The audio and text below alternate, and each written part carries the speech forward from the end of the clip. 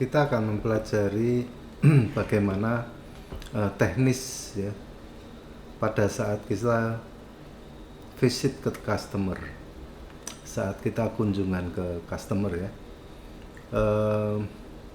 Memang kunjungan ini bisa secara onsite gitu ya.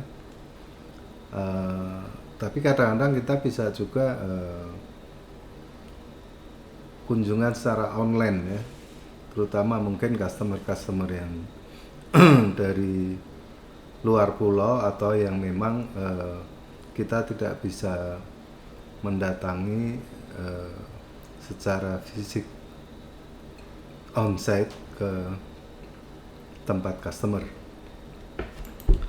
Nah, pada prinsipnya sih sama saja, tetapi untuk onsite yang akan kita bahas saat ini. Jadi yang pertama persiapan ya pada saat kita mau kunjungan ke customer itu, marketing tools ini harus kita siapkan ya. Perlengkapan marketingnya. Yang pertama kartu nama kita, jangan sampai lupa gitu. Kemudian map sampel produk kita, atau produk yang bisa kita produksi, kita bawa sampel produknya, karena biasanya nanti mereka akan melihat produk-produk kita ya saat pertemuan onsite gitu. Kemudian digital company profile ya. Jadi company profile ini tidak kita buat dalam bentuk paper ya, atau hard copy, tapi kita menggunakan digital company profile. Karena digital company profile ini langsung bisa kita sharekan ke WA dari customer kita atau calon customer, dan itu malah dia bisa baca lebih sering dan bisa di sharing ke mungkin pimpinannya atau tim manajemennya yang lain ya. Nah, biasanya juga digital company profile ini mungkin lebih bisa muat banyak, sekaligus bisa kita isi link-link yang ada di dalamnya ya. Jadi sangat praktis, dan ini kan memang era digital gitu. Jadi digital ini jauh lebih praktis dan useful gitu ya bagi customer. Kemudian thickness dial ya. Jadi marketing eksekutif dalam hal ini ke customer itu memang biasakan bawa satu tas kerja ya, tas bisnis untuk marketing gitu, yang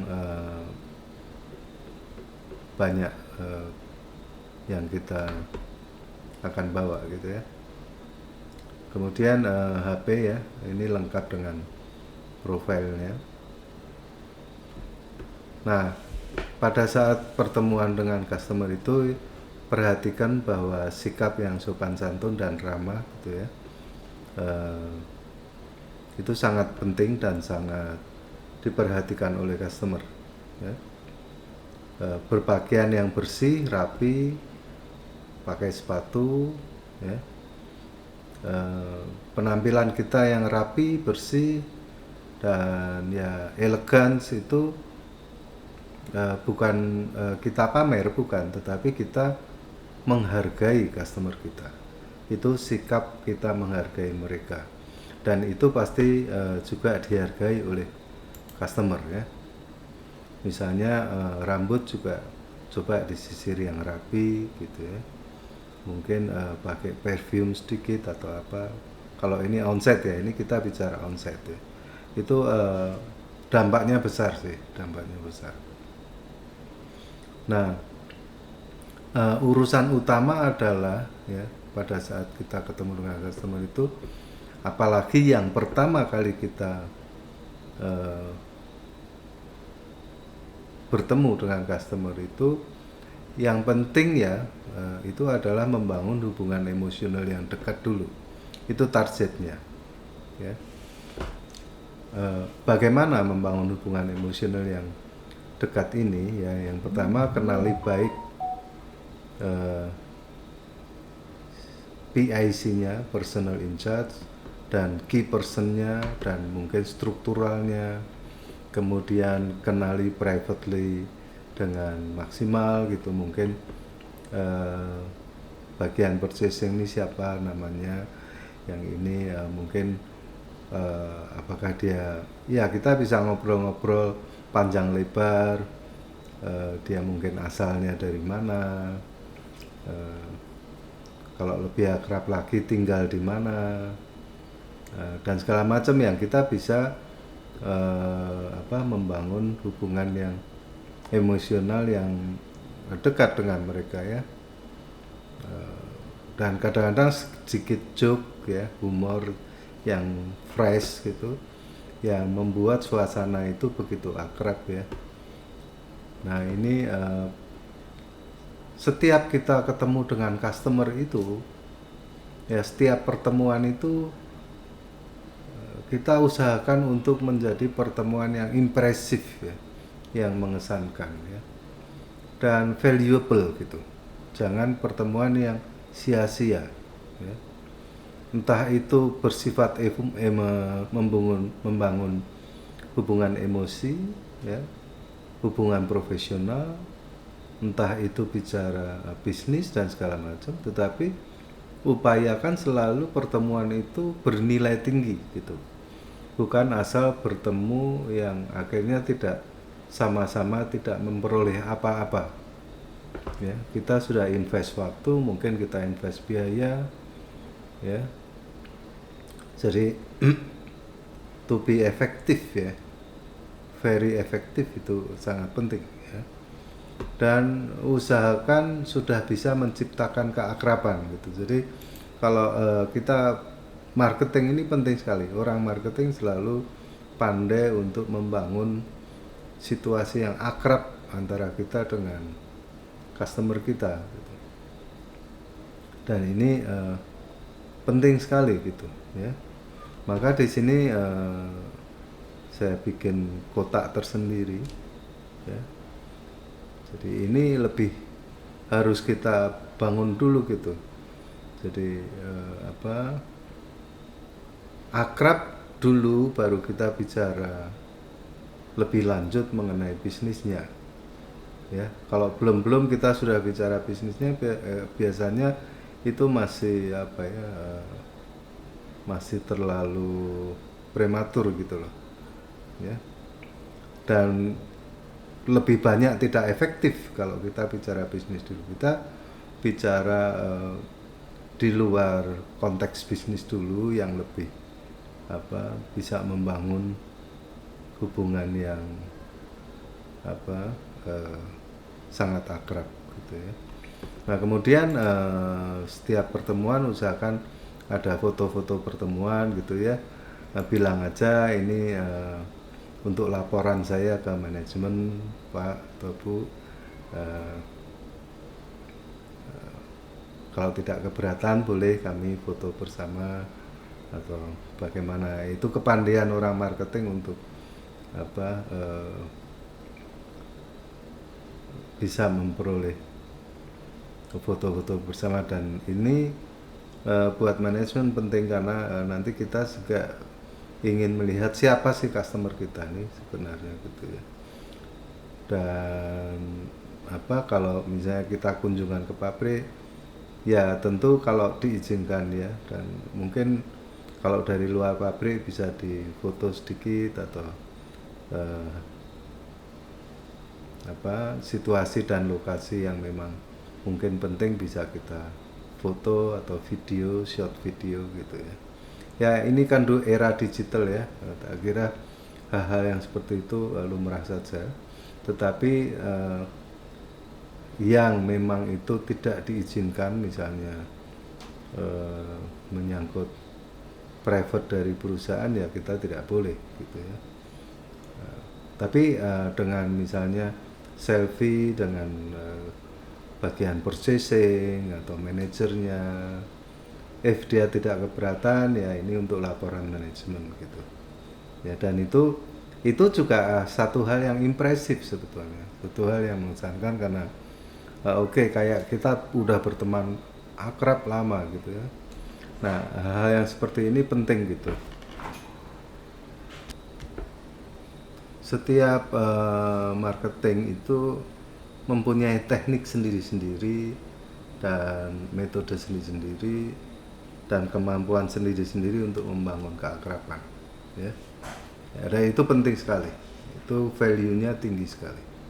Dengan akrab maka kita baru nantinya akan lebih mudah untuk masuk ke hal-hal teknis. Nah, saya sendiri waktu di marketing online itu, WA online juga tidak membatasi diri untuk komunikasi hanya lewat chat, ya, tetapi dengan voice juga, kita telepon, kita ngobrol, dan ya sekarang ini begini sih kalau menurut saya, dunia yang digital ini orang merasa bahwa dengan chat itu semuanya sudah mewakili hubungan emosional yang kuat. Menurut aku itu keliru sekali gitu ya, karena kita human. Jadi kita perlu misalnya ngobrol bareng, sometimes ya boleh-boleh aja kalau misalnya mau makan siang bareng dan segala macam, itu kita akan biayai ya, itu untuk service kita ke customer, membangun keakraban ya. Itu penting dalam dunia itu. Jadi komunikasi voice itu jauh lebih membangun hubungan emosional daripada cuma chat ya, ya seperti era digital saat ini. Sekali lagi karena kita ini human, jadi membutuhkan satu touch atau sentuhan yang berbeda ya. Tidak semuanya bisa kita manifestasikan dalam pendekatan digital ya. Kemudian mulailah kalau kita sudah akrab ya, sudah dekat hubungannya ya, dan sudah cair, kemudian situasi sudah makin hangat gitu ya, untuk kita bisa ngomong-ngomong lebih jauh lagi, masuklah kita ke mengidentifikasi kebutuhan customer ya. Produk-produknya mereka tuh apa sih sebetulnya di pabrik ini. Pabrik ini memproduksi apa, kemudian kebutuhan packaging plastiknya tuh apa saja. Mungkin ada produk-produk berapa macam produk gitu ya. Nah, kalau pabriknya lebih besar biasanya produknya macam-macam, karena mungkin mereka punya merek macam-macam juga gitu ya. Jadi kita bisa nanya-nanya produk-produknya dia itu apa saja, brandnya apa saja. Mungkin kita bisa ngobrol-ngobrol juga, pemasarannya sampai di mana sih gitu ya. Hebat bener ya. Ya kita harus appreciate bisnis customer kita, harus kita hargai gitu. Dan biasanya seorang marketing ini memang orang yang betul-betul likable gitu ya, dan ahli, pintar sekali membangun hubungannya sangat dekat ya. Nah, kemudian usahakan kita kalau diizinkan kita minta sampel produk gitu ya, untuk nantinya dipelajari di manajemen ya. Kita pelajari di kantor ya bagaimana gitu ya. Memang ini tergantung dari level penguasaan masalah sih gitu. Jadi kalau misalnya saya atau mungkin Bu Dewi langsung bisa mengidentifikasi, oh ini produknya dan ini harganya dan segala macam, mungkin bisa diketahui saat itu juga ya. Nah, kemudian kita ngobrol-ngobrol juga mengenai tingkat kebutuhan dia itu atau perusahaan ini berapa sih satu bulan, untuk produk ini berapa, produk itu berapa, dan segala macam. Terus kemudian bagaimana kalau per semester atau per tahun itu kira-kira gambarannya seperti apa gitu ya. Ini penting supaya kita nanti bisa menerapkan bagaimana servis kita, harga kita, dan manajemen kita dalam melayani customer itu. Nah kemudian sebetulnya kita bisa menanyakan juga sih, apa sih sebetulnya yang paling penting dalam proses di packaging yang dibutuhkan oleh customer ini, ya service level apa yang dibutuhkan itu. Misalnya aku nih kalau order ini tidak bisa kelamaan gitu ya, misalnya 2 minggu sudah harus betul-betul terkirim gitu ya, atau misalnya packingnya itu harus dikasih tanda per 100 atau ya, atau hal-hal lainnya. Misalnya kalau ada masalah itu aku bisa berkomunikasi dengan cepat gitu ya. Kemudian kualitasnya minta supaya seperti ini, seperti itu, dan segala macam gitu. Jadi sebetulnya yang diinginkan oleh customer itu needs-nya, keinginan mereka itu apa, itu harus bisa kita tangkap dulu gitu ya. Kemudian habis itu kita bisa ngobrol-ngobrol mengenai proses transaksinya ya. Biasanya kalau order itu bagaimana sih gitu, apakah melalui PIC, sistem ordernya bagaimana, apakah mereka menurunkan PO atau order dari customer ini bentuknya seperti apa secara administratif ya. Kemudian sistem deliverynya, biasanya mereka kan kita ada mungkin customer yang luar kota juga gitu ya, apakah mereka sistem deliverynya itu melewati ekspedisi tertentu yang mereka punya langganan, ataukah ya memang mungkin kebanyakan kita kirim sendiri sehingga nanti harganya itu sudah kita kalkulasi dalam biaya pengiriman atau ongkirnya ya. Nah apakah kalau di delivery ini kita kirimnya parsial sebagian bisa enggak, atau harus full sekaligus gitu ya. Ini menentukan sekali karena nanti kalau kita dikirimnya itu parsial atau sebagian-sebagian, apakah setiap pengiriman kita bisa muncul atau terbitkan nota, dan apakah nota itu nanti dibayar secara parsial atau dibayar setelah finish order. Ini penting sekali untuk kita ngerti gitu ya. Jadi karena nanti kalau ordernya besar sekali ya, kita ngirimnya bertahap tapi dia bayarnya sesudah order semuanya selesai. Nah ini bisa mengganggu keuangan kita atau cash flow kita ya. Nah kemudian kita perlu tahu lagi sistem pembayarannya. Biasanya bagaimana pembayaran di sini Bu atau Pak ya? Apakah pembayaran di depan ya toh, 100% atau ada uang muka sebagian, dan ataukah full tempo pembayaran. Nah, tempo pembayarannya berapa lama gitu ya, jangka waktunya. Jadi ada yang mereka memang cash semua di depan, ada juga, ada COD juga, jadi pada saat kirim langsung bayar, atau dengan uang muka sisanya saat dikirim, atau dengan tempo pembayaran semua. Artinya customer dalam hal ini pembeliannya secara tempo ya, kredit ya, berarti nanti kita ada tagihan ke customer gitu ya.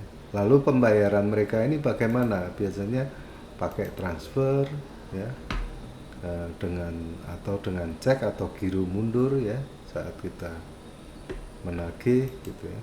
Terus kalau kita misalnya nanti tagihan itu kita harus berhubungan dengan siapa ya, finance-nya atau keuangannya, kita perlu tahu sedikit banyak.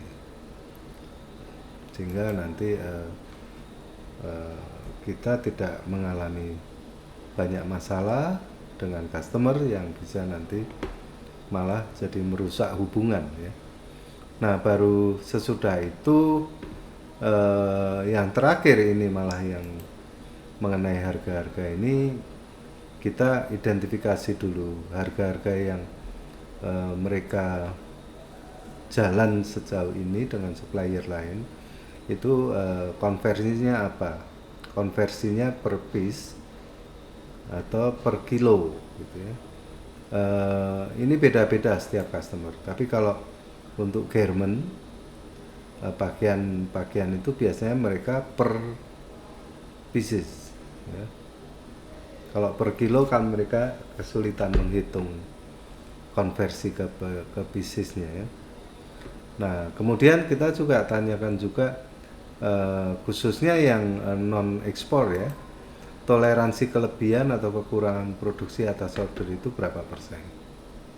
Karena bisa jadi kita tidak bisa atau kita bisa ada kelebihan produksi, ini yang paling sering terjadi, dan apakah itu bisa diterima dengan toleransi berapa persen.